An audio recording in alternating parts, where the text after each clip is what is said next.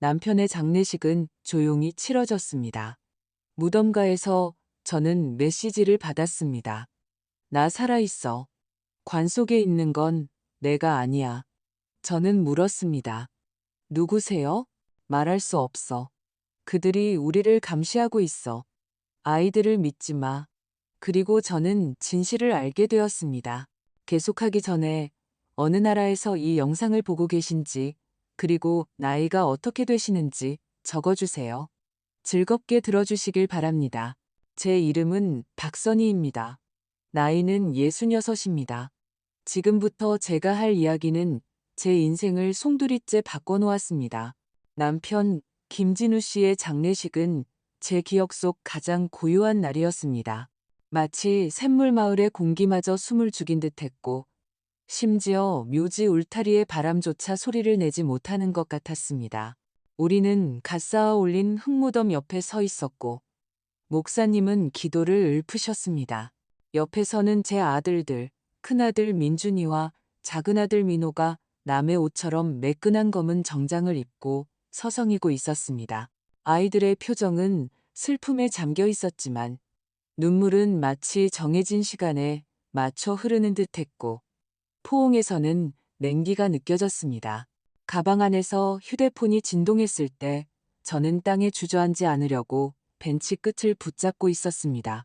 모르는 번호였습니다. 메시지를 열자 무릎에 힘이 풀렸습니다. 나 살아있어. 관 속에 있는 건 내가 아니야. 저는 답장을 보냈습니다. 손가락이 너무 떨려서 휴대폰을 떨어뜨릴 뻔했습니다. 누구세요? 답은 바로 왔습니다. 말할 수 없어. 감시당하고 있어. 우리 아들들 믿지 마. 가슴이 철렁 내려앉았습니다. 저는 고개를 들어 민준이와 민호를 보았습니다. 그들은 반발짝 떨어진 곳에 서서 이미 다른 생각을 하고 있는 사람들처럼 평온해 보였습니다. 뭔가 잘못되었습니다. 아주 많이요. 장례식에는 너무나 적은 사람들이 왔습니다. 목사님, 제 친구 영자 씨, 민준이 아내 유나, 그리고 제 아들들 뿐이었습니다. 한 곳에서 70년을 살고 동네 사람들 자전거를 고쳐주고 소소한 도움을 주며 공구를 빌려주던 사람의 장례식치고는 그 텅 빈 공간이 이상하게 느껴졌습니다. 아무에게도 패 끼치고 싶지 않았어요. 제가 수리점 이웃들에 대해 속삭였을 때 민준이가 짤막하게 말했습니다. 아버지는 시끄러운 거 안 좋아하셨잖아요. 그냥 조용히 보내드려요. 하지만 진우 씨는 사람들을 좋아했습니다. 그는 툇마루에 앉아 이야기하고 웃고 낚시 갔던 일을 추억하는 것을 좋아했습니다. 그는 그들과 작별 인사를 하고 싶었을 겁니다. 저는 목사님 말씀에 귀를 기울이려 애썼지만 말들은 물처럼 머릿속에서 흩어졌습니다. 들판을 가로지르는 길처럼 길고 평탄하고 조용했던 우리의 모든 삶이 눈앞에 펼쳐졌습니다. 우리가 만났을 때 저는 24살이었습니다. 작은 마을, 흙먼지 날리는 길, 마을 회관, 오래된 느티나무가 있는 공원. 저는 그때 어머니를 간병하며 가사도우미로 일했고, 진우 씨는 아버지에게 물려받은 수리점에서 일했습니다. 자전거를 고치고 가끔 경운기도 손봤죠. 손에는 늘 기름때가 묻어 있었고 수줍은 미소를 띠고 있었습니다. 그가 처음 저에게 말을 걸었던 날을 기억합니다. 화요일이었고 저는 낡은 녹색 원피스에 달아빠진 구두를 신고 시장에 가고 있었습니다. 그는 수리점 문턱에 나와 헝겊에 손을 닦으며 미안하다는 듯이 웃었습니다. 좋은 아침입니다. 선희 씨, 자전거 봐드릴까요? 물론 제게는 자전거가 없었지만 그와 이야기하고 싶어서 바보 같은 핑계를 댔습니다. 그렇게 시작되었습니다. 느티나무 아래에서의 대화, 마을회관 벤치, 평생을 약속한 맹세, 그리고 오케스트라 대신 카세트 테이프가, 식당 대신 이웃들이 해준 잔치 음식이 있던 소박한 결혼식. 첫 몇 년은 힘들었지만 행복했습니다. 방 두 칸짜리 집에 양철 지붕, 비가 오면 구석구석에 대야를 받쳐뒀습니다. 밤에 비가 새기 시작하면 웃으며 냄비를 옮겨놓곤 했죠. 진우 씨는 동틀 때부터 해질녘까지 일했습니다. 저는 마을 여자들에게 원피스와 치마를 만들어주고 외투를 수선하고 뜨개질거리를 받았습니다. 민준이가 태어났을 때 제 심장은 기쁨으로 터질 것 같았습니다. 아빠를 닮은 큰 눈, 저를 닮은 미소. 2년 뒤에는 똑같이 예쁜 민호가 태어났습니다. 진우 씨는 주말마다 아이들을 개울가로 낚시하러 데려갔고 공구 잡는 법을 가르쳤으며 저녁에는 동화책을 읽어주었습니다. 저는 아이들을 먹이고 입히고 머리를 쓰다듬고 밤에는 숨소리를 들었습니다. 행복은 빵처럼 소박하고 아궁이처럼 따뜻하게 느껴졌습니다. 그리고 아이들은 자랐습니다. 민준이는 항상 성격이 강하고 날카롭고 현실적이었습니다. 일찍부터 왜 우리는 검소하게 사는지, 왜 남들처럼 차가 없는지 묻기 시작했습니다. 민호는 그림자처럼 형을 따랐습니다. 민준이가 18살이 되었을 때 진우 씨는 수리점에서 함께 일하자고 제안했습니다. 아들은 공구 상자를 남의 물건인 양 밀어내고 입술을 굳게 다물었습니다. 아버지, 전 손에 기름 묻히기 싫어요.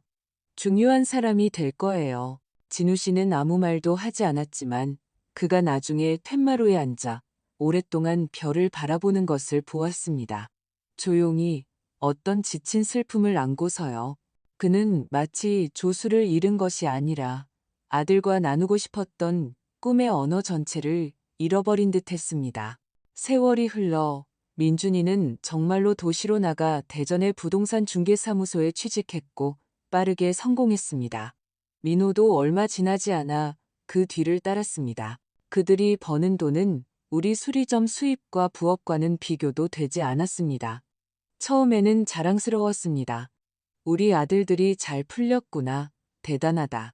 하지만 기쁨은 어느새 종이처럼 아주 얇아졌습니다.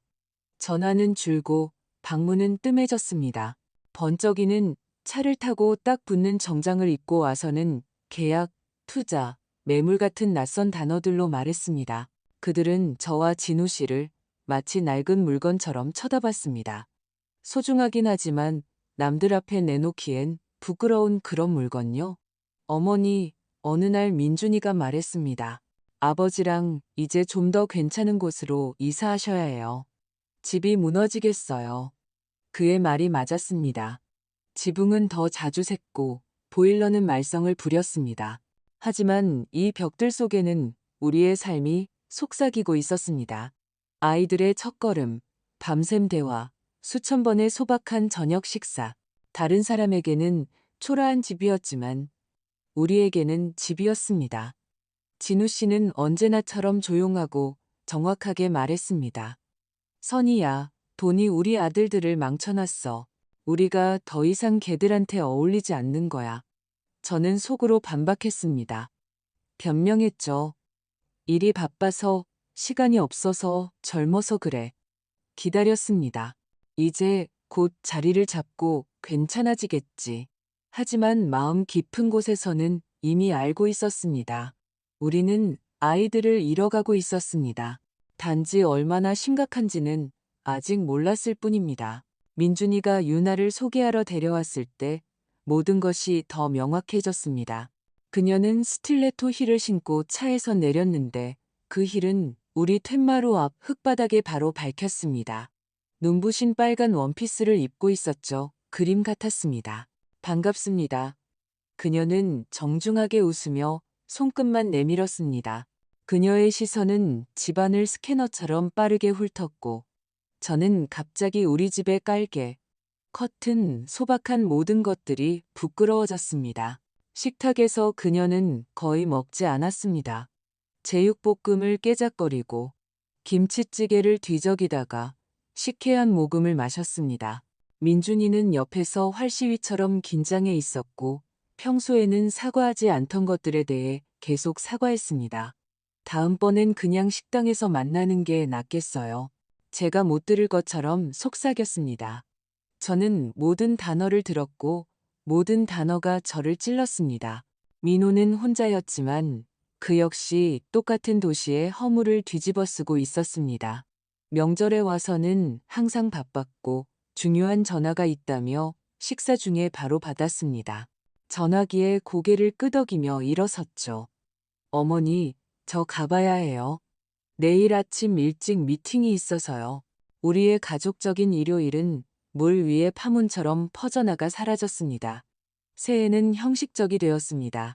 선물은 비쌌지만 쓸모없었고 대화는 보고 같았습니다. 그들은 두세 시간 앉아 있다가 마치 할당된 의무를 다한 것처럼 안도하며 떠났습니다. 저와 진우 씨는 둘이서 늙어갔습니다. 그는 예전 같지 않은 손으로 하지만 여전히 일에 대한 사랑을 가지고 고집스럽게 수리점으로 나갔습니다. 저는 습관처럼 바느질을 했지만 눈은 점점 침침해졌습니다. 우리는 우리의 소박함을 지켰고 아이들에게 단 한 푼도 달라고 하지 않았습니다. 어두운 저녁 툇마루에서 그가 말했습니다. 선이야, 문제는 걔들이 돈이 있다는 게 아니야. 문제는 돈과 함께 우리가 더 이상 중요하지 않다고 생각하게 된 거야. 그는 언제나처럼 옳았습니다. 문제는 돈이 아니라 마음이었습니다. 그러다 현실적인 이야기가 시작되었습니다. 유나가 드문 방문길에 차분하게 말했습니다. 두 분 다 집 팔고 좋은 요양원으로 옮기시는 게 좋겠어요. 거기엔 의사도 있고 돌봄 서비스도 있잖아요. 요양원이라는 말이 뺨을 때리는 것처럼 느껴졌습니다. 40년 동안 우리가 이 보금자리를 만들었습니다.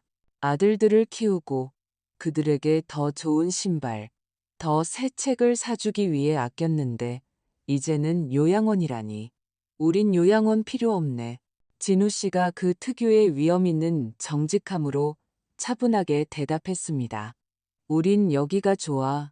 하지만 저는 제 아들들의 얼굴을 보았습니다. 그들은 유나의 말에 동의하고 있었습니다.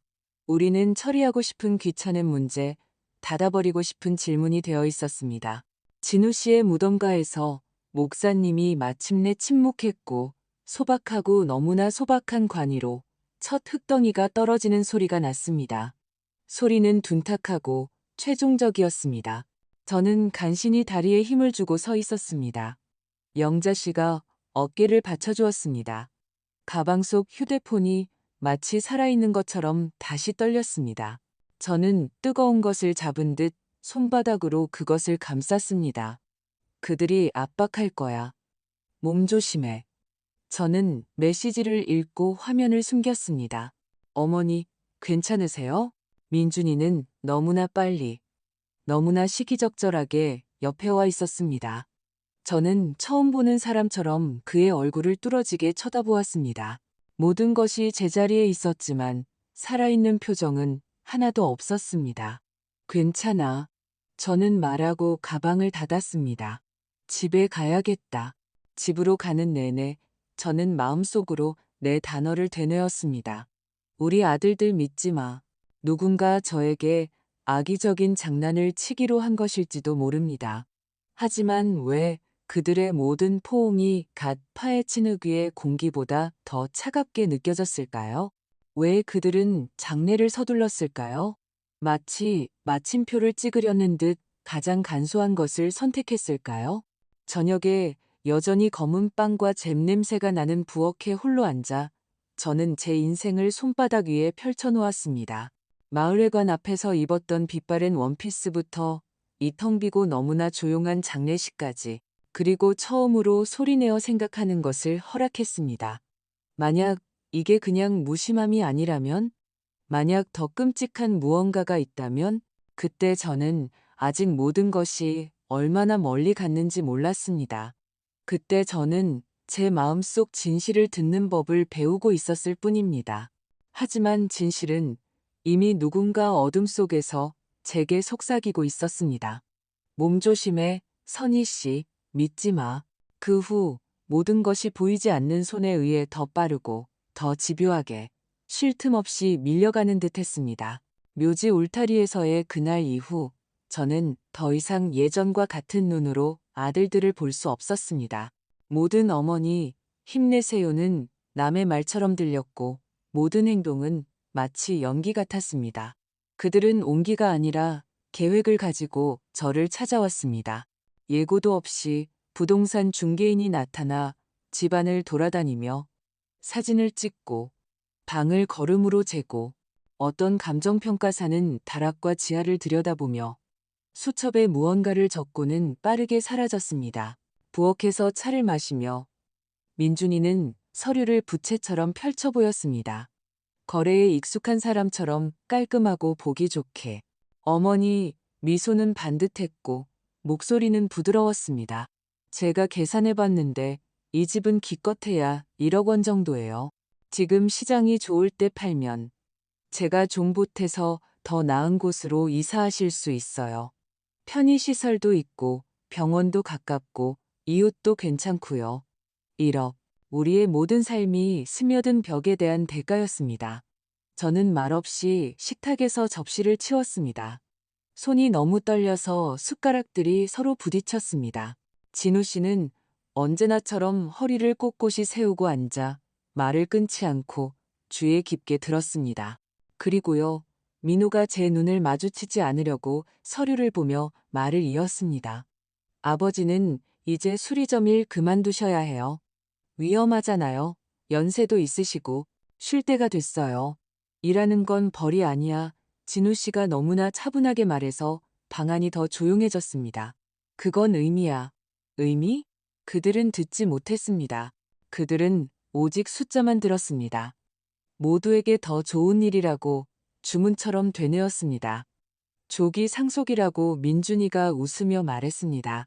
아직 살아있는 부모 앞에서 그들은 이미 머릿속으로 나누고 있었습니다. 우리는 그런 방문을 몇 번 더 견뎠습니다.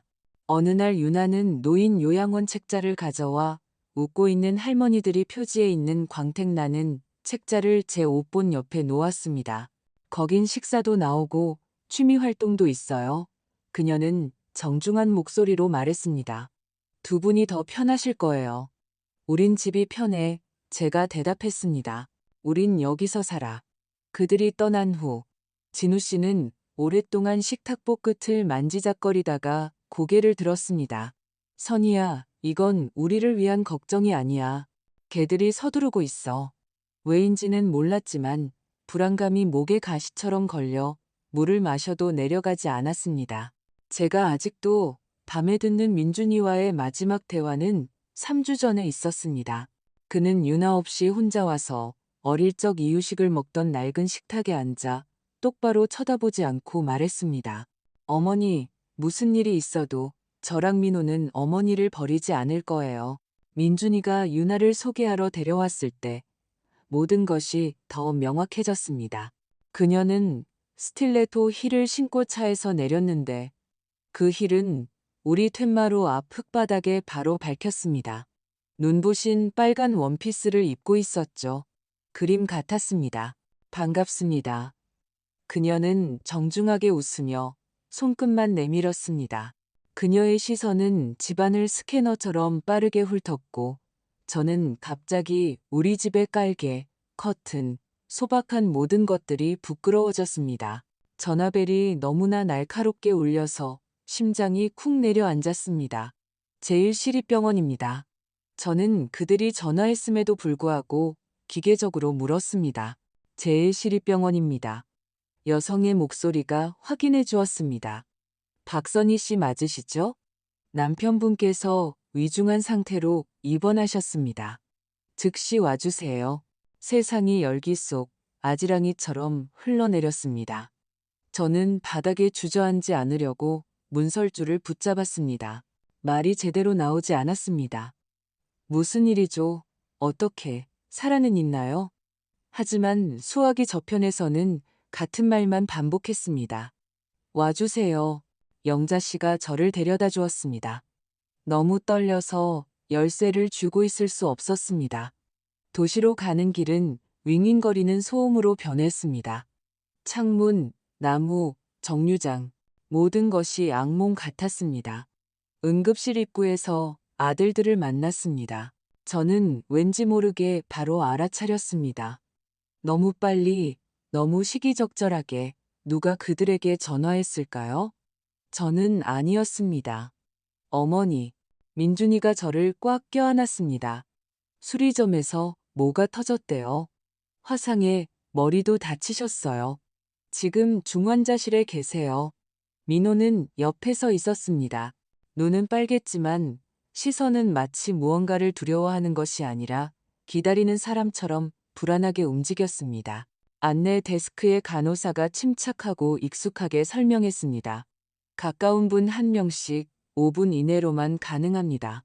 마음 단단히 먹으세요. 저는 쓰러지지 않으려고 차가운 벽에 손바닥을 짚고 약품과 금속성 청결제 냄새가 나는 복도를 따라갔습니다. 불투명한 유리 너머로 램프가 깜빡이고 기계들이 삐소리를 냈습니다. 심장이 너무 크게 뛰어서 귀에서 들릴 정도였습니다. 항상 곁에 있을게요. 그때는 그 말이 위로처럼 들렸습니다. 하지만 무덤가에서는 경고처럼 들렸습니다. 무슨 일이 있어도 마치 그가 미리 알고 있었다는 듯이 화요일에 모든 것이 갑자기 무너졌습니다. 진우 씨는 언제나처럼 아침 일찍 수리점으로 갔습니다. 시원할 때 틀 좀 작업해야지. 그는 대문 너머로 손을 흔들었고 저는 부엌으로 돌아왔습니다. 그가 좋아하는 제육볶음과 된장찌개, 램프가 켜지고 사람들이 달리고 누군가의 빠른 발소리, 지시, 낯선 목소리들이 뒤섞였습니다. 저는 달려들려 했지만 누군가 부드럽게 저를 밀어내 벽 쪽 의자에 앉혔습니다. 시간은 산산조각 났습니다. 그리고 의사가 나와 눈을 내리깔았습니다. 새벽 4시 37분. 유감입니다. 저는 바닥으로 미끄러져 내려가 차가운 타일에 뺨을 댔습니다. 우리가 42년 동안 쌓아올린 세상이 마치 누군가 미리 조심스럽게 나사를 하나씩 풀어놓은 옷장처럼 조용하고 소리 없이 무너졌습니다. 다른 사람에게는 초라한 집이었지만 우리에게는 집이었습니다. 진우 씨는 언제나처럼 조용하고 정확하게 말했습니다. 선이야, 돈이 우리 아들들을 망쳐놨어. 우리가 더 이상 걔들한테 어울리지 않는 거야. 저는 속으로 반박했습니다. 변명했죠. 일이 바빠서, 시간이 없어서, 젊어서 그래. 기다렸습니다. 이제 곧 자리를 잡고 괜찮아지겠지. 하지만 마음 깊은 곳에서는 이미 알고 있었습니다. 우리는 아이들을 잃어가고 있었습니다. 단지 얼마나 심각한지는 아직 몰랐을 뿐입니다. 수익자가 누구로 되어 있죠? 수익자라는 단어가 차가운 모처럼 제 머리에 밝혔습니다. 저녁에 민준이가 옆에 앉아 침착하게, 너무나 침착하게 말했습니다. 어머니, 서류를 확인해 봤어요. 아버지 앞으로 5억짜리 보험이 있고 산업재해로 인정되면 추가로 7억 5천까지 받을 수 있어요. 어머니께서 편안하시도록 모든 걸 처리해야죠. 난 돈 필요 없어. 제가 말했습니다. 눈꺼풀이 떨렸어요. 저는 중환자실이라고 쓰인 문 앞에 멈춰 서서 얼음물에 들어가기 전처럼 깊게 숨을 들이마시고 손잡이를 잡았습니다. 중환자실은 모든 것이 쇠로 되어 있고 무감정한 공장처럼 밝고 차가웠습니다. 진우 씨는 기계와 붕대에 쌓여 누워 있었고 얼굴은 반쯤 거즈로 덮여 있었으며 손만 자유로웠습니다. 저는 그의 손가락을 만졌습니다. 따뜻하고 익숙한 내 남편의 손. 진우 씨, 나 여기 있어요. 목소리가 흩어지지 않도록 조용히 말했습니다. 힘내요. 들려요? 다 괜찮을 거예요. 말이 제대로 나오지 않았습니다. 무슨 일이죠? 어떻게? 살아는 있나요? 하지만 수화기 저편에서는 같은 말만 반복했습니다. 와주세요. 영자 씨가 저를 데려다 주었습니다. 너무 떨려서 열쇠를 쥐고 있을 수 없었습니다. 도시로 가는 길은 윙윙거리는 소음으로 변했습니다. 창문, 나무, 정류장, 모든 것이 악몽 같았습니다. 응급실 입구에서 아들들을 만났습니다. 저희가 생명을 유지시키고는 있지만 전망이 의식을 회복할 가능성은 거의 없습니다. 기계에 의존해서 오랫동안 생명을 연장할 수는 있지만 삶의 질은 없을 겁니다. 할 수 있는 건 다 해주세요. 제가 말했고 제 목소리가 멀리서 들리는 것 같았습니다. 어머니, 마치 배려 광고처럼 부드럽게 민준이가 끼어들었습니다. 아버지는 짐이 되고 싶어 하지 않으셨을 거예요. 들리면 신호 좀 줘요. 속삭였습니다. 거의 느껴지지 않는 압력. 또 한 번. 손가락 아래 작은 파동. 저는 간호사를 불렀습니다. 그녀는 고개를 저을 뿐이었습니다. 그런 경우가 있어요. 하지만 저는 스스로에게 맹세했습니다. 그는 여기 있어. 싸우고 있어. 금요일 밤 경보음이 마치 온 마을의 개들이 짖는 것처럼 한꺼번에 울렸습니다. 램프가 켜지고 사람들이 달리고 누군가의 빠른 발소리, 지시, 낯선 목소리들이 뒤섞였습니다. 저는 달려들려 했지만 누군가 부드럽게 저를 밀어내 벽 쪽 의자에 앉혔습니다. 시간은 산산조각 났습니다. 그리고 의사가 나와 눈을 내리깔았습니다. 새벽 4시 37분. 유감입니다. 저는 바닥으로 미끄러져 내려가 차가운 타일에 뺨을 댔습니다. 우리가 42년 동안 쌓아 올린 세상이 마치 누군가 미리 조심스럽게 나사를 하나씩 풀어놓은 옷장처럼 조용하고 소리 없이 무너졌습니다. 아들들은 1시간 뒤에 도착했습니다. 마치 회의에 참석하는 것처럼 말끔하고 침착한 모습이었습니다. 민준이의 서류철에는 장례식장 명함, 견적서, 연락처가 들어 있었습니다. 민호의 손에는 이미 머리글이 채워진 서식, 신청서가 들려 있었습니다. 이미 다 얘기해놨어요. 민준이가 빠르게 말했습니다. 가장 간소한 관으로 짧은 예배만 드릴 거예요. 아버지는 시끄러운 거 안 좋아하셨잖아요. 그리고 보험금도 절차를 시작했어요. 어머니께서 그는 제 얼굴을 보고 말을 더듬었습니다. 불필요한 서류 작업 없이 모든 게 처리되도록요. 그 순간 저는 반박할 힘이 없었습니다. 사흘 밤낮을 저는 딱딱한 의자에 앉아 복도에서 거의 살다시피 했습니다. 꾸벅꾸벅 졸다가 기계 소리에 깨어났습니다. 아들들은 교대로 자리를 지켰지만 대부분 의사들 주변을 맴돌며 의사의 소매를 잡고 접수처에서 속삭였습니다. 한 번은 지나가다가 대화 조각을 들었습니다. 생명보험금 5억, 상해보험금은 최대 7억 5천. 사람들 번거롭게 할 필요 없잖아요. 모든 것이 그들이 편한 대로 마치 누군가 할 일 목록에 체크 표시를 하듯 진행되었습니다. 저녁에 저는 부엌에 앉아 식어가는 찻잔을 들여다보며 모든 것을 하나의 실로 엮으려고 애썼습니다. 수리점에서의 폭발, 중환자실, 돈 이야기, 그들의 서두름, 그들의 확신. 무언가 중요한 것이 빠져 있었습니다. 어떤 나사가 잘못 조여져 있었습니다. 저는 아직 앞으로 어떤 대답이 저를 기다리고 있는지, 그 대답의 얼굴에서 피가 싹 가실 것이라는 사실을 몰랐습니다. 그리고 며칠 뒤 제가 소리내어 질문을 던지기 시작하면 아들들의 얼굴에 떠오른 미소가 유리처럼 변할 것이라는 것도요. 장례식 다음 날, 저는 낡은 장롱에서 진우 씨가 집, 수리점, 보험증서 등 중요한 모든 것을 보관하던 양철 상자를 꺼냈습니다. 서류들을 식탁에 펼쳐놓고 앉아 숨을 들이쉬고는 마치 남의 인생을 읽듯 작은 글씨를 읽기 시작했습니다. 가장 먼저 눈에 띈 것은 생명보험 증서였습니다. 저는 예전에 혹시 모를 경우를 대비한 액수를 기억하고 있었습니다. 그런데 여기엔 반년 전 날짜에 도장이 찍힌 깔끔한 추가 기록이 있었습니다. 보험금 5억 원으로 증액. 반년 전 진우 씨는 저와 이걸 상의하지 않았습니다. 누가 그에게 이걸 강요했을까요? 왜 하필 지금? 그 아래에는 더 새로운, 기껏해야 2달 된 서류가 있었습니다. 산업재해 보험 최대 7억 5천만 원. 진우 씨는 평생 수리점에서 일했지만 새로운 서류를 좋아하는 사람은 아니었습니다.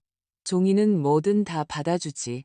그런데 갑자기 2개의 큰 보험이, 그것도 거의 연달아. 우연일까요? 지난 며칠을 겪고 난 뒤 저는 더 이상 우연을 믿지 않았습니다. 휴대폰이 제 생각을 들은 듯 식탁 위에서 떨렸습니다. 계좌 확인해봐요. 누가 돈을 인출했는지 봐요. 그 모르는 번호였습니다. 저는 이제 의심하지 않았습니다. 이건 악의적인 장난이 아니었습니다. 누군가 우리에 대해 너무 많은 것을 알고 있었습니다. 그의 손가락이 희미하게 반응하는 것 같았습니다. 눈꺼풀 아래 눈동자가 마치 무언가 말하려는 듯 떨렸습니다. 저는 간호사를 불렀습니다. 그녀는 모니터를 보고 동정 어린 표정으로 고개를 끄덕였습니다. 그런 경우가 있어요. 너무 기대하지 마세요. 경련일 뿐이에요. 하지만 저는 그의 손을 알았습니다. 그는 저에게 닿으려고 애쓰고 있었습니다. 저는 손가락으로 줄을 따라 훑었고 장례식 날부터 가슴에 자리 잡았던 냉기가 더 넓게 퍼졌습니다. 지난 3개월 동안 누군가 큰 금액을 인출했습니다. 1월에 1천만 원, 2월에 3천만 원, 3월에 4천만 원. 저는 그런 인출을 한 적이 없습니다. 이 돈 누가 받았나요? 제 목소리가 낯설게 들렸습니다. 남편분께서 인출하셨어요. 최 부장님이 차분하게 대답했습니다. 직접 오셨어요. 수리점 수리비가 필요하다고 하셨고요. 저는 고개를 들었습니다. 서명 좀 볼 수 있을까요? 그녀는 전표를 꺼내왔습니다. 서명은 진우 씨의 것 같았지만 떨리고 낯설었습니다. 진우 씨는 반듯하고 자신감 있게 썼습니다. 냉장고에 우유 사와하고 우스꽝스러운 이모티콘을 그려놓던 소년 같은 글씨체였죠. 그런데 이건 마치 남의 손으로 쓴 것 같았습니다. 혼자 오셨나요? 제가 물었습니다. 최 부장님은 눈을 가늘게 뜨고 생각에 잠겼습니다. 두 번은 확실히 혼자가 아니었어요. 큰아드님 민준 씨랑 같이요. 아버지가 서류 작업하는 걸 돕는다고 설명했어요. 안경 없이는 힘들어 하신다고요. 저는 무릎 위에 가방을 꽉 쥐었고 잠금 장치가 손바닥을 파고들었습니다. 진우 씨는 낮에 안경을 벗은 적이 없었습니다. 안경 없이는 힘들어 하신다. 마치 미리 준비된 말처럼 들렸습니다. 휴대폰이 다시 깜빡였습니다. 저는 손바닥으로 화면을 가리고 읽었습니다. 그 목소리는 마치 누군가의 절제되고 단호한 목소리처럼 들렸습니다. 보험은 그들이 강요한 거야. 당신 안심시키려고 설득했지.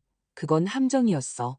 저는 은행에 앉아 처음으로 슬픔뿐만 아니라 다른 감정을 느꼈습니다.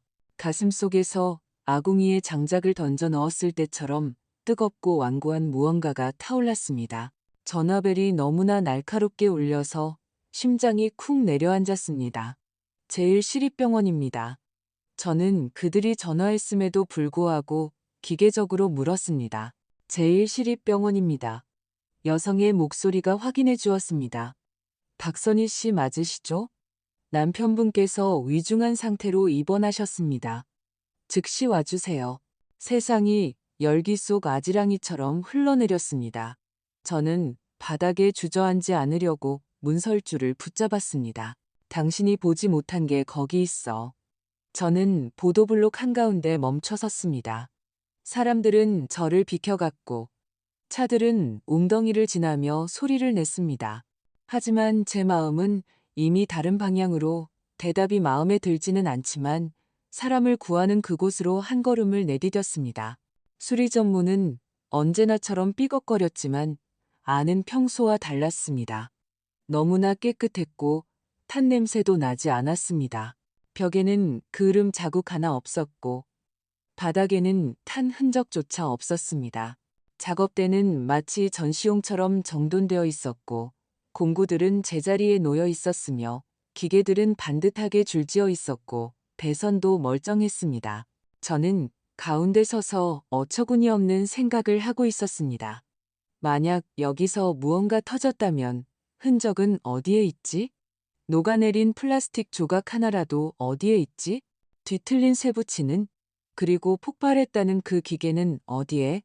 저는 마치 누가 대답해 줄 수 있다는 듯이 소리내어 말했습니다. 책상으로 다가갔습니다. 맨 위 서랍은 바로 열리지 않았습니다. 언제나처럼 뻑뻑했습니다. 진우 씨는 기름칠하는 걸 계속 미루고 있었습니다. 안에는 연필, 줄자, 낡은 계산기, 서류철, 그리고 제 이름이 쓰인 봉투가 있었습니다. 먼저 서류부터 줄노트에서 찢어낸 2장의 종이, 진우 씨의 필체, 반듯하고 힘있고 알아볼 수 있는 글씨. 민준이가 선의를 위해 새 보험이 필요하다고 계속 주장한다. 그게 더 마음 편할 거라고. 기분이 좋지 않다. 그의 말을 믿을 수 없다. 그 아래 다른 날짜 병원에 가기 3일 전 민호가 수리점 현대와 관련 서류를 가져왔다. 서두르며 지금 당장 해야 한다고 말한다. 무슨 내용인지 이해할 수 없다. 왜 이렇게 서두르는 걸까? 저는 삐걱거리는 의자에 앉았습니다. 손가락이 저절로 봉투로 향했습니다. 봉투는 우리가 예전에 편지를 보내던 것처럼 침으로 정성스럽게 봉해져 있었습니다. 앞면에는 선희에게 라고 쓰여 있었습니다. 만약 당신이 이걸 읽고 있다면 내가 두려워하던 일이 일어난 거야. 최근 우리 아들들에게 뭔가 이상한 일이 있어.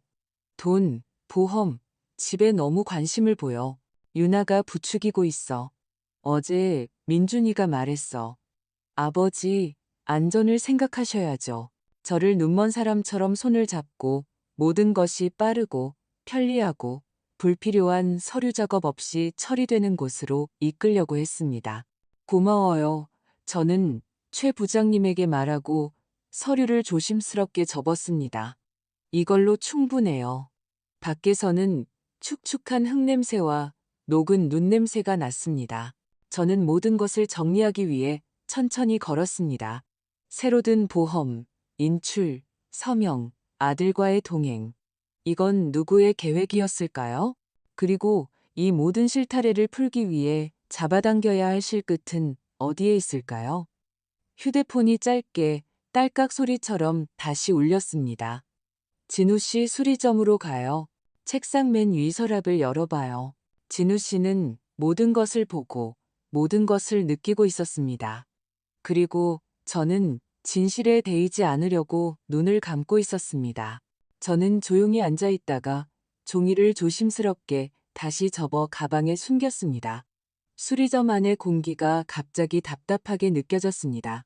저녁에 민준이가 와인 한 병과 함께 다른 때라면 배려로 보였을 미소를 띠고 찾아왔습니다. 들어와도 되는지 묻지도 않고 부엌으로 들어와 자신에게 와인을 따르고 어릴 적 글씨 연습을 하던 식탁에 앉았습니다. 어머니, 그가 부드럽게 시작했습니다. 제가 다 생각해 봤어요. 보험금 지급 절차가 이미 진행 중이에요. 5억 원이 나올 거예요. 그걸로 제대로 정착하시고 더 작고 아늑한 집을 사시기에 충분할 거예요. 아니면 좋은 요양원도 괜찮고요. 거기 의사도 있고 돌봄 서비스도 있는 거 아시잖아요. 정확한 액수를 어떻게 알아? 제가 무심한 척 물었습니다. 제가 아버지 서류 작업을 도와드렸어요. 그는 눈 하나 깜빡하지 않고 말했습니다. 어머니께서 안전하게 지내시길 바랐어요. 저랑 민호가 어머니 돈을 관리해드릴 수도 있어요. 요즘은 투자 상품도 많고 이자도 붙고 저희가 다 불려드릴게요. 불려드릴게요. 비눗방울처럼 가벼운 단어. 저는 이미 속에서 끓어오르는 것을 쏟아내지 않으려고 고개를 끄덕였습니다. 어디에 쓰는 게 제일 좋을 것 같니? 그의 눈을 보며 물었습니다. 그의 눈이 천장 아래 촛불처럼 희미하게 빛났습니다. 저라면 시장이 좋을 때 이 집을 팔겠어요. 어머니는 깨끗하고 따뜻한 아파트로 이사하시는 거예요. 저희한테 위임장을 써주시면 어머니는 더 이상 아무것도 신경 쓸 필요 없어요. 저랑 민호가 다 처리할게요. 공과금, 보험, 수리, 시간을 좀 줘. 제가 말했습니다. 생각해 볼게. 너무 오래는 말고요. 어머니. 목소리가 더 단단해졌습니다. 지금은 기회를 놓치지 않는 게 중요해요. 그가 나간 뒤 저는 오랫동안 어둠 속에 앉아 있었습니다. 식탁 위의 와인은 손도 대지 않았습니다.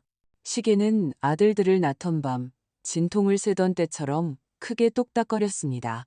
휴대폰이 침묵을 들은 듯 진동했습니다. 내일 경찰서로 가요.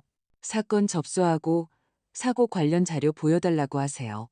병원 기록은 다른 원인을 말하고 있어요. 모순이 있어요. 폭발이라는 버전 믿지 마요. 저는 2번, 그리고 다시 한번 읽고 깨달았습니다. 내일 아침 제 일정은 정해졌습니다. 그리고 만약 제가 정말 끝까지 가고 싶다면 더 이상 돌아갈 길은 없다는 것을 아침에 저는 경찰서로 갔습니다. 익숙한 회색 건물, 난간에 페인트가 벗겨져 있었습니다. 경비원은 고개를 끄덕이고 신분증을 확인했습니다. 10분 뒤 오 경감에게 불려갔습니다. 다부지고 마른 체격에 시선은 칼날처럼 날카로웠습니다. 무엇을 도와드릴까요? 박선희 여사님. 사건 접수 좀 하려고요. 저는 무릎 위에 손을 모으고 말했습니다. 남편이 수리점 폭발 사고 후에 사망했는데 석연치 않은 점이 많아요. 조사 자료를 보여주시길 요청합니다. 그는 당직 경찰을 불렀고 그가 서류철을 가져왔습니다. 경감은 말없이 서류를 넘기다가 고개를 들었습니다. 저희에게 여사님 댁에서 발생한 폭발이나 사고에 대한 신고는 접수된 바 없습니다. 아무도 출동하지 않았습니다. 그리고 솔직히 말씀드리면 화재 흔적이 기록되지 않은 점을 고려할 때 병원에서는 폭발이라고 했어요. 아들들도요. 오 경감은 한숨을 쉬고 다른 서류를 펼쳤습니다. 의료 기록에 따르면 남편분께서는 독성물질 중독 증상과 함께 의식 불명 상태로 입원하셨습니다. 생화학 검사에서 메탄올 흔적이 발견됐고요. 이건 여사님께 알려드렸어야 했는데 그는 말을 멈추고 조심스럽게 덧붙였습니다. 진료 기록에 가까운 친족의 요청에 따라 배우자에게 정신적 충격을 주지 않기 위해 자세한 내용을 알리지 말 것이라는 메모가 있습니다. 서명자는 장남과 차남입니다. 폭발이 아니라 독살. 그리고 친족이 말하지 말라고 요청했다. 그 말들이 제 관자놀이를 때렸습니다. 내사를 시작할 수 있습니다. 경감이 말을 이었습니다. 하지만 진술서가 필요하고 모든 서류, 보험 증서, 거래 내역서, 여사님의 기록이 필요합니다. 그리고 쉽지 않은 절차에 대비하셔야 합니다. 부검을 위한 발굴 문제를 제기해야 할 수도 있습니다. 하세요. 제가 말했습니다. 목소리는 떨리지 않았습니다. 전부 가져오겠습니다. 집에는 이미 손님들이 와 있었습니다. 민준이와 민호가 유나와 함께 와 있었습니다. 제과점 쇼핑백, 그리고 그들이 강조한 바로 그 브랜드의 커피. 얼굴은 걱정스러웠고 미소는 달콤했습니다. 어머니, 저희 걱정돼요. 민준이가 마치 검사관처럼 부엌을 둘러보며 시작했습니다. 이웃들이 어머니가 관공서를 돌아다니고 이상한 질문을 하고 식사도 안 하신다고 해요.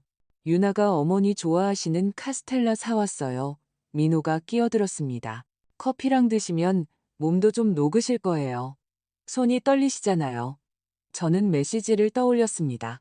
그들이 가져오는 건 아무것도 받지 마. 그리고 진우 씨에게 갑자기 폭발이 일어났던 것을 생각했습니다. 난 이미 아침 먹었어. 저는 말하고 쇼핑백을 밀어냈습니다. 고맙다. 유나는 못 들은 척 웃었습니다. 신경 쓰셔야 해요. 저희가 아는 의사 선생님께 여쭤봤는데 상실 후에 종종 뭐랄까 불신이나 의심 같은 게 생긴대요. 특히 어머님 연세의 여성분들한테요. 치료가 가능하대요. 저희가 어머니 돌봄과 관찰을 도와드릴 준비가 되어 있어요. 민준이가 부드럽게 덧붙였습니다. 좋은 요양원도 있고요. 강요는 아니에요. 물론 그냥 어머니 건강 생각해서요. 그리고 집도 파는 게 좋겠어요. 민호가 아무렇지 않게 말했습니다. 지금 시장이 좋거든요. 어차피 수리비가 돈 다 잡아먹을 거예요. 저는 그들을 보았고 모든 문장에서 걱정이 아닌 서두름을 들었습니다. 그들의 계획은 변호사 서류철의 종이처럼 바스락거렸습니다. 생각해 볼게. 저는 대답하고 시계를 보았습니다. 지금은 볼 일이 있어서 그들은 서로를 쳐다보았습니다. 민준이가 원하는 대답을 바로 얻지 못했을 때처럼 입술을 살짝 깨무는 것을 보았습니다. 오래 끌지 마세요. 어머니, 그가 말했습니다. 문제는 빨리 해결해야 해요. 그들은 커피와 쇼핑백을 식탁에 남기고 떠났습니다. 저는 만지지 않고 조심스럽게 모든 것을 봉투에 담아 쓰레기를 버리는 툇마루에 내놓았습니다. 휴대폰이 진동했습니다. 박선희 여사님, 강태식입니다. 진우 씨가 3주 전에 저를 찾아와 아들들을 지켜봐 달라고 부탁했습니다. 녹음과 사진이 있습니다.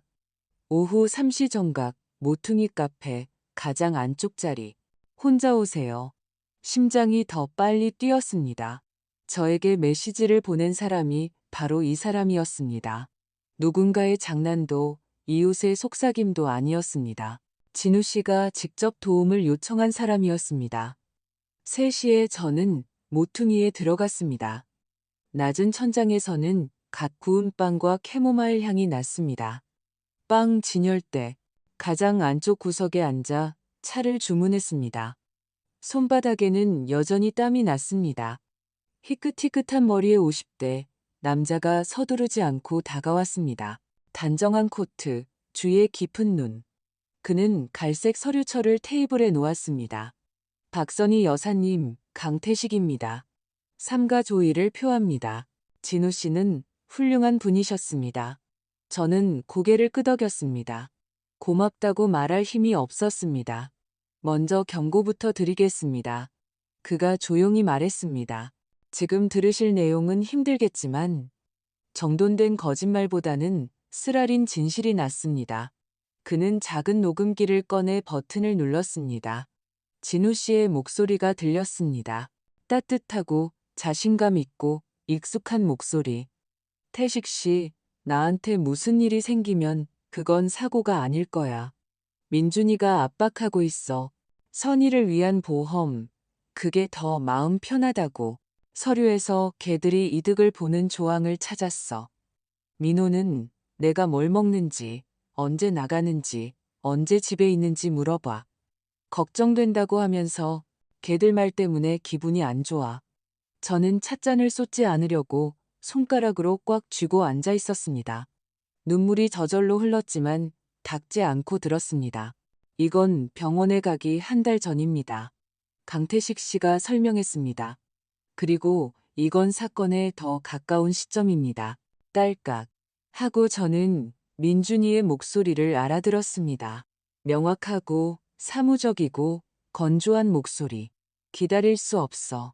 늙은이가 의심하기 시작했어. 메탄올은 깨끗하게 처리돼. 뇌졸중이나 심장마비처럼 보일 거야. 엄마는 나중에 쇼크 상태일 테니 우리가 맡으면 돼. 후견인 신청하고 끝내자. 제 안에서 무언가가 너무나 조여와 숨쉬기 힘들어졌습니다. 강태식 씨는 끄지 않았습니다. 새로운 녹음, 민호의 신경질적인 웃음소리. 내일 형이 커피에 비타민을 탈 거야. 처음엔 머리가 멍해지고 그 다음엔 시력, 그 다음엔 혼수 상태. 생명보험 5억, 상해보험 최대 7억 5천. 다 해결하자, 엄마도. 나중에 강태식 씨는 녹음기를 멈추고 잠시 침묵했습니다. 사진도 있습니다. 그가 말하고 사진들을 펼쳤습니다. 큰아드님이 도시 외곽 도로변 철물점에서 메탄올을 사고 있습니다. 현금으로 지불하고 가명을 댔습니다. 날짜는 입원 5일 전입니다. 사진에는 작은 통을 봉투에 담아둔 채 가게 문 앞에 서 있는 민준이의 모습이 담겨 있었습니다. 명확하고 애매함 없이 뜨거운 카페 안에서 저는 추위를 느꼈습니다. 그리고 이것도요. 강태식 씨가 출력물을 보여주었습니다. 반년간의 금융 거래 내역입니다.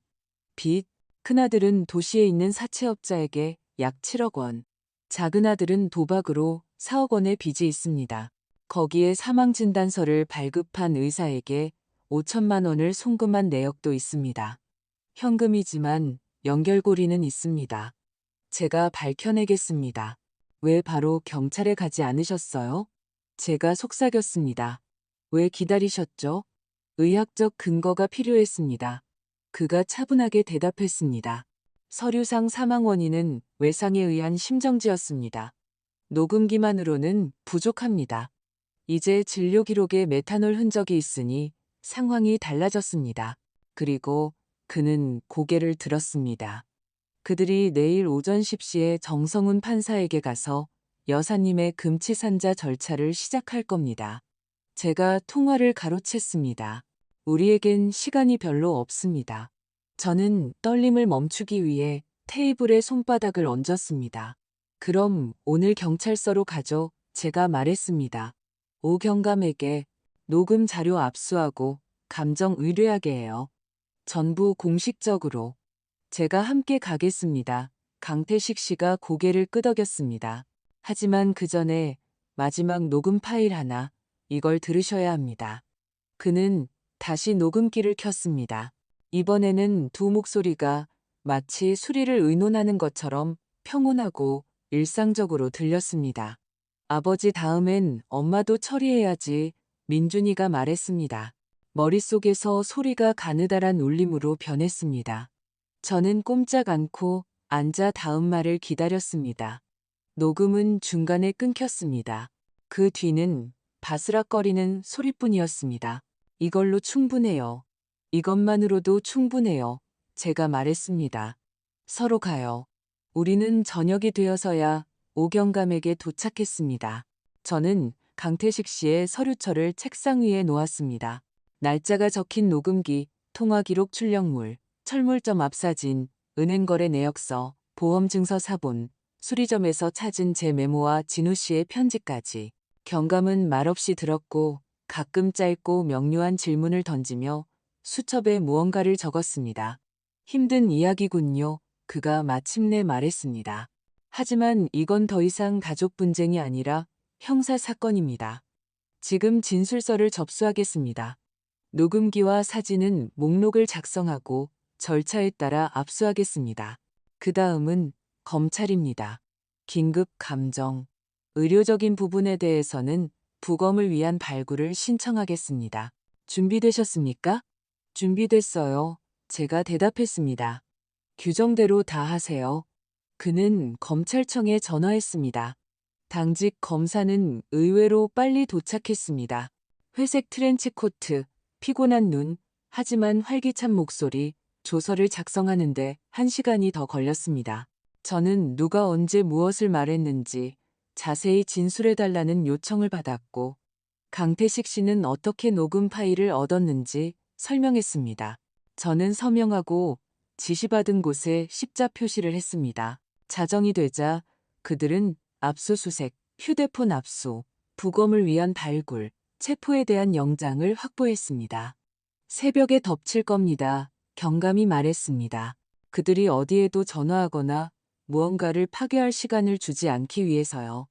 여사님은 혼자 계시지 마시고 어떤 긴급한 만남에도 응하지 마세요. 집에 돌아와 저는 잠들지 못했습니다. 불 꺼진 부엌에 앉아 마을 저편에서 드문드문 차들이 고속도로를 달리는 소리를 들었습니다. 새벽 6시에 민준이에게서 전화가 왔습니다. 어머니, 민호한테 빨리 와보세요. 목소리는 흥분했지만 침착하려고 애쓰고 있었습니다. 큰일 났어요. 와서 설명드릴게요. 지금 가고 있어. 저는 말하고 전화를 끊었습니다. 하지만 제가 가고 있던 곳은 그들이 아니라 손을 무언가로 바쁘게 하기 위해 또 한 잔의 차를 따르러 가는 주전자 앞이었습니다. 1시간 뒤 경찰차들이 거리를 지나갔습니다. 창문으로 경광등이 보였습니다. 전화가 다시 진동했습니다. 그리고 또 민준이, 민호, 차례로 끈질기게 저는 받지 않았습니다. 9시가 되자 문을 두드리는 소리가 났습니다. 문 앞에는 오 경감이 서 있었습니다. 둘 다 잡았습니다. 그는 자세한 설명 없이 말했습니다. 큰아들은 처음엔 부인하다가 녹음을 틀어주니 주저앉더군요. 작은아들은 뒷마당으로 도망치려 해서 새블록을 쫓아야 했습니다. 유나 씨는 참고인으로 조사할 겁니다. 저는 고개를 끄덕였고 아주 오랜만에 깊게 숨을 들이쉬었습니다. 기쁨이 아니라 안도감이었습니다. 마치 가슴을 옥죄던 끈이 잠시 느슨해진 것 같았습니다. 낮에 유나가 찾아왔습니다. 스틸레토 힐 없이 퉁퉁 부은 눈으로 하지만 여전히 비싼 코트를 입고 있었습니다. 문턱에서부터 눈물을 쏟았습니다. 어머님, 제발 고소 좀 취하해 주세요. 민준 씨는 나쁜 사람이 아니에요. 그냥 저희가 빚에 시달렸어요. 압박을 받았다고요. 제가 부추긴 건 맞아요. 네. 하지만 이렇게 될 줄은. 그는 내 남편을 독살했어. 제가 차분하게 말했습니다. 그리고 나도 처리할 생각이었지. 내가 취하할 건 아무것도 없어. 그녀는 더 무언가 말했지만 그 의미는 제 머릿속 윙윙거리는 소리에 잠겼습니다. 저는 그녀를 대문까지 배웅하고 빗장을 걸었습니다. 3일 뒤 법원은 부검을 위한 발부를 승인했습니다. 무겁고 낯선 단어. 하지만 저는 필요한 모든 것에 서명하고 묘지로 갔습니다. 보러 간 것이 아니라 그냥 곁에 있기 위해서였습니다. 저는 특수 차량들이 들어오는 동안 문 옆에 서서 영자 씨의 손을 꽉 잡았습니다. 그리고 연구소, 기한, 서류상의 표현들이 이어졌습니다.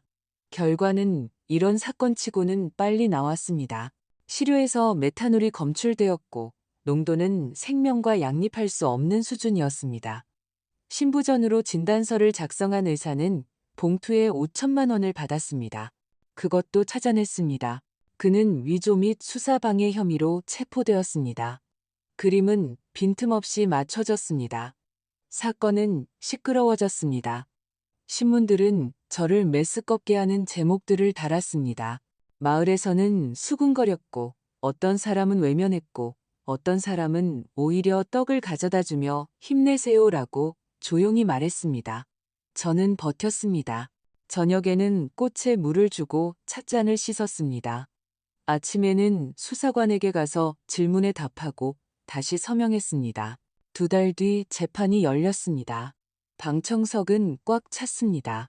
기자들, 이웃들, 수리점의 옛 손님들, 제가 모르는 사람들. 강태식 씨가 옆에 앉아 제가 어깨를 느낄 수 있도록 벤치 등받이에 손을 얹었습니다. 제 아들들이 구치소에서 입던 똑같은 체크무늬 셔츠를 입고 고개를 숙인 채 들어왔습니다. 심장이 사랑이 아닌 기억으로 움직였습니다.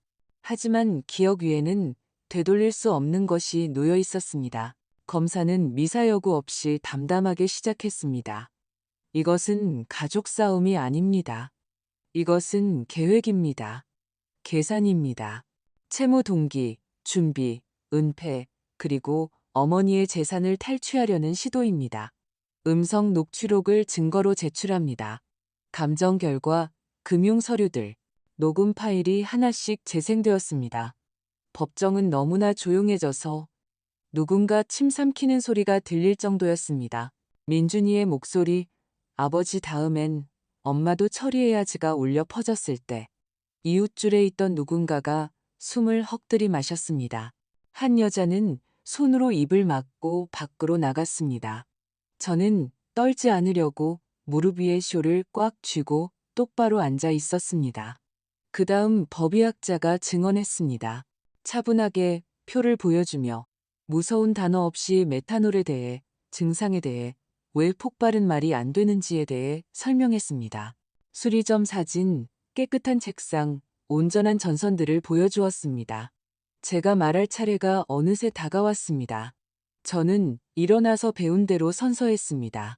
그의 손에서 나던 기름 냄새, 그가 아이들에게 드라이버 잡는 법을 가르치던 모습, 그들이 어떻게 낯설어졌는지, 무덤가에서 나 살아있어라는 말을 어떻게 들었는지, 중환자실에 어떻게 앉아 있었는지, 서류에서 어떻게 새로운 보험이 나타났는지, 자기 아들의 목소리를 알아듣고 어떻게 그로부터 도망칠 수 없는지 꾸미지 않고 모든 것을 말했습니다. 변호인들은 제 나이, 스트레스, 의심에 대해 질문하려 했지만 그 말들은 녹음과 조서 앞에서 부서졌습니다. 셋째 날, 재판은 최종 변론으로 넘어갔습니다. 검사는 짧게 말했습니다. 계산, 탐욕, 냉혈함.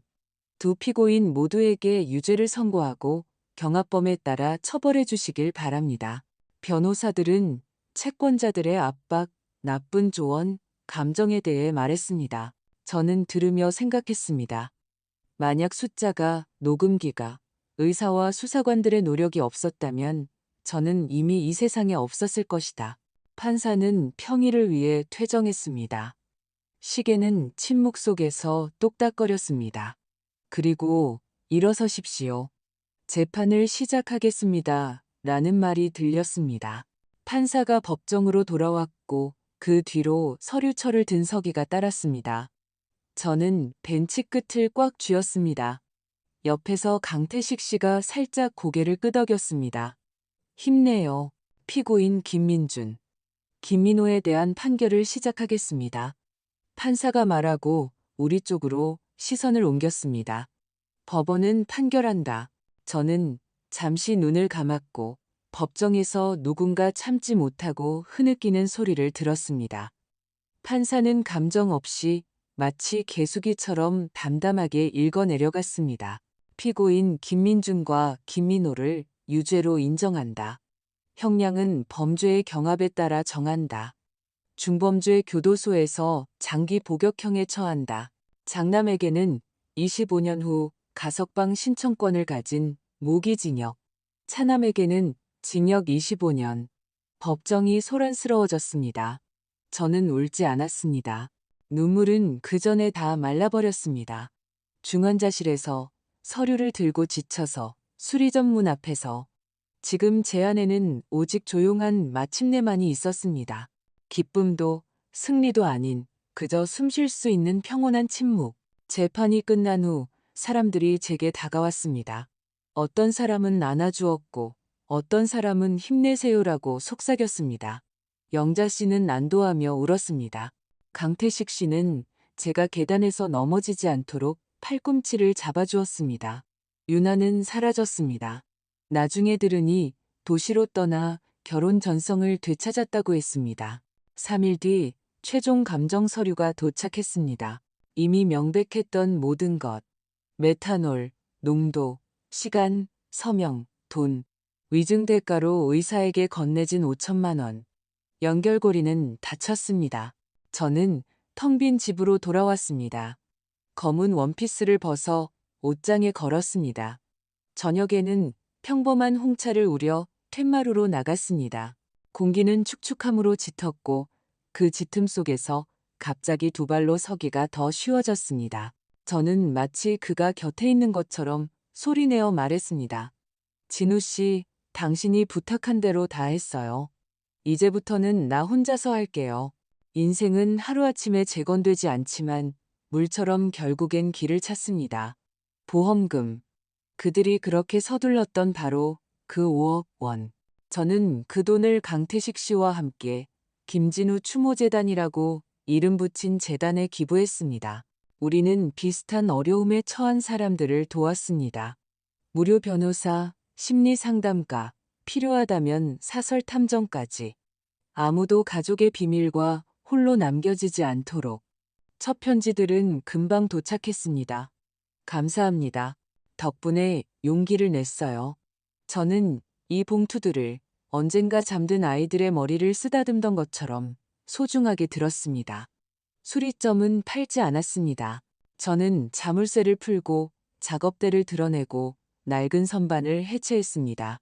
그리고 그 자리에 화단을 만들어 다알리아, 한련화, 그리고 장미를 심었습니다. 흙에서는 따뜻한 쇠와 햇볕 같은 그의 손에서 나던 냄새가 났습니다. 일요일마다 저는 꽃다발을 들고 묘지에 갔습니다. 빨간 장미, 하얀 카네이션, 그리고 그에게 한 주 동안의 일을 이야기했습니다. 누구를 도울 수 있었는지, 누가 수사 단계까지 갈 수 있도록 도왔는지, 누가 창가에서 침묵하지 않도록 그냥 전화를 걸어주었는지, 나무십 사이에 바람이 듣고 고개를 끄덕이는 것 같았습니다. 강태식 씨는 수요일마다 들렀습니다. 우리는 툇마루에서 커피를 마시며 재단 일을 의논하고 표현에 대해 토론했습니다.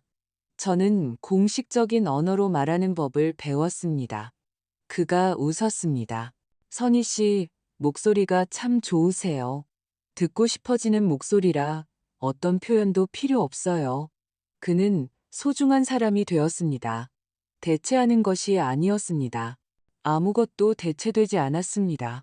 그저 어느 날 제 인생에 제때 들어와 곁에 머물러준 사람이었을 뿐입니다. 아들들에 대해서 구치소, 그리고 교도소에서 온 편지들은 바로 오지 않았습니다. 처음엔 민호에게서 뒤죽박죽인 내용으로 용서를 구하고 고치겠다고 약속하며 공허한 변명들로 가득 찬 편지였습니다. 그 다음 민준이에게서 짧고 담담한 편지. 어머니, 모든 걸 깨달았지만 너무 늦었습니다. 1년 뒤 소식이 왔습니다.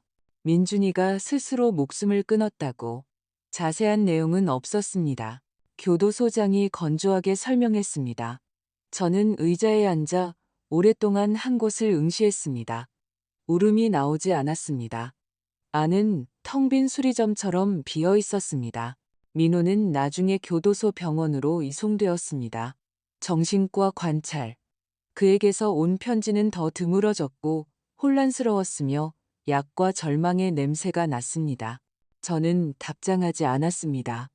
아기가 아니라 침묵할 권리 때문이었습니다. 유나는 유리창 위의 물처럼 흘러내려 마르고 사라졌습니다. 직장과 성을 바꿨다고들 했습니다. 저는 찾지 않았습니다. 마을에서는 처음에는 수군거리고 외면하고 어떤 곳에서는 동정하고 어떤 곳에서는 비난했습니다. 어떻게 엄마가 자식들을 상대로 그러다 익숙해졌습니다. 지역 신문에 재단에 대한 기사가 나왔습니다. 선정적이지 않은 건조한 기사, 이웃 중 한 명이 사과를 들고 정원으로 와서 말했습니다. 잘하셨어요, 박선희 여사님. 가족이라는 게 비열함을 덮어주는 방패가 될 순 없죠. 저는 그저 고개를 끄덕였습니다. 직접 겪어보지 않으면 말은 아무것도 설명해주지 못합니다. 어느 날 40대쯤 되어 보이는 여자가 집문을 두드렸습니다. 의자 끝에 앉아 손수건을 만지작거리다가 갑자기 털어놓았습니다.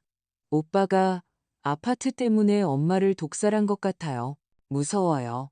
저는 그녀의 목소리에서 묘지 울타리에서 떨리는 휴대폰을 손에 쥐고 있던 첫날의 제 자신을 들었습니다. 우리는 진술서를 작성했습니다. 강태식 씨가 조사를 맡았습니다. 3개월 뒤 그녀의 오빠는 징역형을 받았고 그녀는 제게 작은 꽃다발을 가져와 말했습니다. 용기를 주셨어요. 저는 영웅이 아닙니다. 저는 그저 어느 날 침묵하기를 거부했을 뿐입니다. 무덤가에서 나 살아있어라는 소리가 들렸던 그날로부터 5년이 지났습니다. 지금 저는 71살입니다. 머리카락은 완전히 휘어졌고 주름은 손바닥에 실금 같습니다. 어디를 꿰맸고 어디를 뜯었는지 보입니다. 집은 조용히 수리했습니다. 지붕은 새 것이고 벽은 진우 씨가 좋아하던 연노랑색입니다. 저녁에는 툇마루에 앉아 길에서 멀리 들려오는 엔진 소리, 이웃집 마당에서 누군가 웃는 소리를 듣습니다. 가끔 그가 옆에 와 앉는 것 같습니다. 대화를 위해서가 아니라 그냥 앉아있기 위해서요. 그리고 그것으로 충분합니다.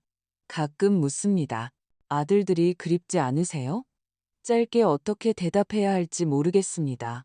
저는 우유와 햇볕 냄새가 나고 말끝마다 엄마라고 부르던 두 소년이 그립습니다. 그 소년들은 아버지가 죽기 전에 사라졌습니다. 그들을 대신한 남자들은 스스로 선택했습니다. 그건 제 잘못이 아니지만 제 고통입니다. 그 고통에 의미가 있다면 함께 살아갈 수 있습니다. 제 의미는 또 다른 여성이 부엌에서 자신의 의심과 함께 홀로 남겨지지 않도록 하는 것입니다. 제 교훈은 단순하고 책에 나오는 것이 아닙니다. 핏줄은 면죄부가 아닙니다. 사랑은 참는 것이 아니라 경계와 존중에 관한 것입니다. 어떤 사람이 비록 가족이라도 악을 행한다면 가족이라는 이름으로 그를 덮어줘서는 안 됩니다. 그리고 진실은 항상 치유해주지는 않지만 항상 모든 것을 제자리로 돌려놓습니다. 일요일마다 저는 꽃을 들고 진우 씨에게 갑니다. 비석에는 사랑하는 남편, 배신당한 아버지, 명예로운 사람이라고 새겨져 있습니다. 저는 서서 숨을 쉬며 그에게 재단의 새로운 일들을 이야기합니다. 바람이 나무잎을 스치며 마치 고개를 끄덕이는 것 같습니다. 그래야지, 선희 씨. 그리고 저는 혼자, 하지만 텅 비지 않은 채 집으로 돌아옵니다. 이것이 바로 저의 새로운 시작입니다. 정직하게, 조용하게, 그리고 나답게 누구에게도 내 삶의 가치를 결정할 권리를 주지 않고 살아가는 것. 이 이야기를 끝까지 들어주셔서 감사합니다. 댓글에 몇 살이신지, 어디서 오셨는지 적어주세요. 저희는 누가 우리를 보고 있는지 아는 것이 중요합니다. 좋아요를 누르고 채널을 구독해주세요. 앞으로 더 많은 실제 삶의 이야기들이 기다리고 있습니다.